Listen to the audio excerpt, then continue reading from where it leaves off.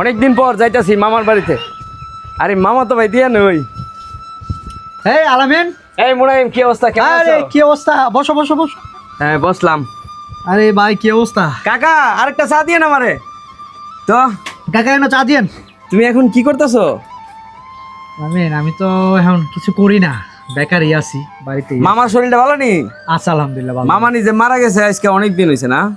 যাওনি কবরের পাশে দোয়া টোয়া করোনি? যাই ভাই, শুক্রবারে যাই। মামা নি ও যে আদর করছে, কত বাইরে যা আমার হাওয়াইছে। তা আইছি তোমারে দেখতাম, মামারে দেখতাম, 2 দিন তাহুম গেলাম। সমস্যা নাই ভাই, তুমি আইছো, তোমার আর লগে বলো, লেখাতে বড় হইছি, তোমার লগে এক লগে। আমার কফিল কিন্তু খুব ভালো, অনেক ভালো মানুষ, আমরা অনেক আদর আপ্যায়ন করে। মানে আমরা এখানে কাজ করি যে একদম মনে হচ্ছে দেশের শান্তি পাইতাছি, জানি তোমার তো আমি কিন্তু তোমার কথা আমি এই দেশে থাকতেই ভাবছি। আর যেহেতু তুমি বেকার, কোনো কিছু করো না এখনকা, লয়ে লও বাইরের লগে। ও আচ্ছা, হ্যাঁ নিয়ে সমস্যা তো হইছে। আব্বা তো জানো, তুমি তো আব্বা সম্পর্কে ভালোই জানো। আর কি তা কুমু তোমারে, এখন আব্বা তো রাজিও না। আব্বা বিদেশের নাম শুনলই চিল্লাচিল্লি করে। আচ্ছা তুমি এটা নিয়ে কোনো টেনশন করো না, মামারে আমরা দুইজনে বুঝাই কমু। আরে আব্বারে বুঝায় না, আরো বুঝায় কইলো কোনো লাভ হইতো না। আমার বাপে চা আমি আমার বাপের কাছেই থাকি। আমার বাপে আমার বিদেশ যাইতে দিত না। আর আম্মা মারা যাওয়ার পরে আমার বাপে এখনো আমার কুললে এই ঘুমা, এখনো বিয়ে করছে না। তুমি বুঝতেছো বিষয়টা? আব্বারে কইলে কি আব্বা রাজি হইব আমার বিদেশ পাঠানোর কথা? হয় ঠিক করতে কইস, মামা নে মারা যাওয়ার পর তো মামা আর বিয়া শাদিও করলো না। আচ্ছা দেখি আমি বুঝাই, তুই কি কস? না ভাই, আমি পারতাম না, মাপ চাই। তুমি গিয়া পারলে আমার আব্বারে বুঝায় কয় রাজি করাও না। আমি টানো নাই, তুমি পারলে রাজি করাও। আরে বেহ, তোর ইচ্ছা আছে নি বিদেশ যাওয়ার? তুই বাইরে ক। ভাই আমার শুরুতে অনেক শখ ভাই বিদেশ যাইতাম। তুমি পারলে ভাই একটা কিছু করো, আব্বারে যেমনে পারো তুমি বুঝায় কইও। আচ্ছা ঠিক আছে, তুই তো তুই ডরাস মামারে, আমি যাই, তুই আনি থাক, আমি তোর কাছে ভাই খবরটা পৌঁছামো। আচ্ছা বুঝলো। আর 10 সার বিললে আমি দিয়া দেয়। না না না না, তুমি তেমন লাগতো না, আমি দিমো, যাও। তুমি এটা করো ভাই, তুমি যেমনে পারো আমার লাগে করো, যাও। আমার ইচ্ছা আছে, যাও। আচ্ছা ঠিক আছে, তুই চিন্তা করিস না, আর আমি আইতাছি। হ্যাঁ আচ্ছা, কাহা বিলটা কত হয়েছে? যাও, টিয়াটা রাখো।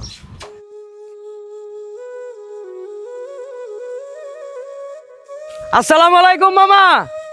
ওয়ালাইকুম আসসালাম। মামা, মামা কেমন আছেন? ও ভালো আছো নি? ভালো আছেন নি মামা? ভালো আছে। ভালো আছি। কি অবস্থা? মামা কতদিন পরে আপনারা দেখলাম মামা, আমার তো কি শান্তি লাগতেছে মামা। বাকি না তোর দেখে আমার শান্তি লাগতেছে। তুই কতদিন হয়েছে দেশ আইছ? মামা আমি তো আইছি 4 দিন হইছে, কিন্তু এই 4 দিনের ভিতরে আমি 4 দিন আপনার কাছে আইবার চেষ্টা করছি, কিন্তু আম্মা অসুস্থ। এরপর আব্বার হলে ডাক্তারের কাছে গেছি, আরো কিছু কাজকর্ম আছিল, স্বাস্থ্য ভাই বোন সবাই এসে ভিড় করছে। আজকে 9 বছর পর দেশে আইছি, তো এই কারণে আইতে পারছি না মামা। আজকাল যেমন হোক সব কিছু ছাইরা বেড়ে আয় পড়ছি মামা। চলেন মামা। আর বড় কথা হইলো ওই যে আপনার ছেলে এখন তো বর্তমানে কিছু করে না, এখন হেরে আমি বিদেশ নেওয়ার লাগিয়া আপনার সাথে আরো একটু আলোচনা করুম। না রে বাবা না, আমি আমার মনে আমরা বিদেশে দিতাম না। মামা এটা আপনি একটা কথা কইলেন, এখনকার যেই যুগ, এখনকার তো বেশিরভাগ পোলাপানি দেশে নেশা করে। এর চাইতে ভালো সন্তানাদি যদি ভালো রাখতে চান, মিডল ইস্টের যে কোনো দেশে, সৌদি, দুবাই, কাতার, ওমান, বাহরান, তাড়াতাড়ি ফাটান। না রে বাবা, আমি আমার ছেলেরে বিদেশ পাঠাইতাম না। কারণ তোর মামি মরছে ভর্তি গিয়া আমি আমার ছেলেটার বুকুলে ঘুমাই। আমি একা থাকতে পারবো না। আর আমার একমাত্র ছেলে, আমি বিয়ের সাথে কোনো কিছু করি নাই। ছেলেটার আশা আমি পাঠাই দিলে জ্ঞান গিয়ে যদি কোনো কিছু তাহলে আমি বাঁচব কীভাবে? আমি পারতাম না বাবা, আমি পাঠাই দেবো। মামা আপনি শুধু শুধু টেনশন করেন, যার মরণ যেখানে আছে সেখানেই হবে। আজকে 9 বছর ধরে দেখতেছেন না আপনার এই বাগিনা বিদেশ করে, আমার বাপ মা কত সুখে শান্তিতে আছে। আমি কই না আপনি দুহে আছেন, তারপরও কারণ সন্তান সেভ করতে হইলে আপনি মিডল ইস্টে ফাটাইতে হইব। ওই যে বললাম আরব দেশের কথা। আর আমার কফিল খুব ভালো, আপনি কোনো চিন্তা করেন না, ভালো একটা বিষয় আছে, টাকা বুঝো একবারে কম। আপনি খালি সামান্য একটু ভর দিলে হইব, বাহি নাও আমি বাইয়া লয়ে যাবো। বাকি না ঠিক আছে আমার ছেলেটা কি তোর সাথে থাকবো নি? আপনি কোনো চিন্তাই করেন না মামা, আমার লোকে থাকবো, আমরা এক রুমে তাহম এক মালিকের কাজ করুম। আচ্ছা ঠিক আছে, তাহলে আমার কিছু টিয়া ঘরে আছে, চল আমি ঘরে যাই, গিয়ে আলোচনা করি। লোন মামা যাই। আরে বন্ধু, তোর লোক কথা আছে আমার। কি কথা? তুই মনে হয় জানোস না, আমার বাপে সব করে লাগছে ইটালি যাওয়ার লিগা। আরে আরে তুই কি তা কস? আমারও তো অনেক শখ আছিল ইটালি যাওয়ানোর লাগিয়া। তাইলে আর বন্ধু দেরি করিস না, আমরা দুইজনে এক লগে টেয়াটা দেই। তাহলে বন্ধু ঠিক কথাই কইছস, দাঁড়া আমি এখন যাই আমার বাপের কমু, আমারও ইটালি যাওয়ার অনেক শখ। ও তাড়াতাড়ি কো, তাড়াতাড়ি তাড়াতাড়ি তাড়াতাড়ি।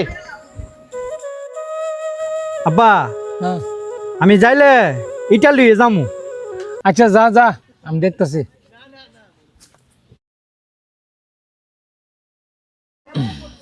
আসসালামু আলাইকুম মামা। ওয়ালাইকুম আসসালাম। মামা আমি আপনার দুই না বিছেরা পরে বস কলার মাঠ আইছি।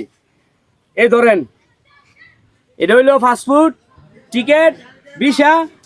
বৃহস্পতিবারে মুনাইম রে আপনি এয়ারপোর্টে ভাড়াইবেন, ঠিক আছে? তা আমি এখন গেলাম, ঠিক আছে মামা, ভাড়াই দিয়ে হ্যাঁ। আর রাখ, দূর ধর, এটা আমার পুত্রে মিডিল ইস্টে পাঠাইতাম না, আমার পুত্র ইটালি পাঠাবো। মামা আপনি রে কি থাকুন, আপনি আমার লোক মজা করতেছেন? এই তুই কি আমার তালি লাগাস? আমি তোর লগে মজা করতাম? মামা আপনি এখন এটা কি কথা বলেন? আপনি না আমারে 50,000 টাকা দিয়ে বললেন যে সব কিছু তুই রেডি কর, আমি আরো 1.5 লাখ টাকা খরচ করিয়া টিকেট ভিসা পাসপোর্ট সব কিছুর ব্যবস্থা করে আইছি। এখন আপনি যদি কোন বলে আপনার ভূতের মিডল ইস্টে ভাড়াইতেন না, আপনি আপনার ভূতের ইটালি ভাড়াই দিবেন, এটা কি হইলো মামা? এত বেশি কথা কইস না, তুই যেমন টাকা দিছিস আমি তো তোর 50,000 টাকা দিছি, অন আমি পাঠাইতাম না মিডিল ইস্টে, আমি ইটালি পাঠাবো। আমি তো আর অস্বীকার করি না আপনি টিয়া দিছেন, আপনার টাকার সাথে আমি আরো 1.5 লাখ টাকা বইরা আপনার ছেলের জন্য সবকিছু ফিটফাট করলাম। এখন আপনি কোন আপনার ছেলের বিদেশ পাঠাইতেন না, তাহলে আমি কোন সমস্যাত পড়লাম? আমি এইসব মানি না। আমি তো না করছি না, তুই টাকা দিছিস, তোর টাকা তুই উঠাইলা আর আমার পাসপোর্টটা তুই দিয়ে দে। মামা আপনি এইভাবে কইলে তো আর হইতো না।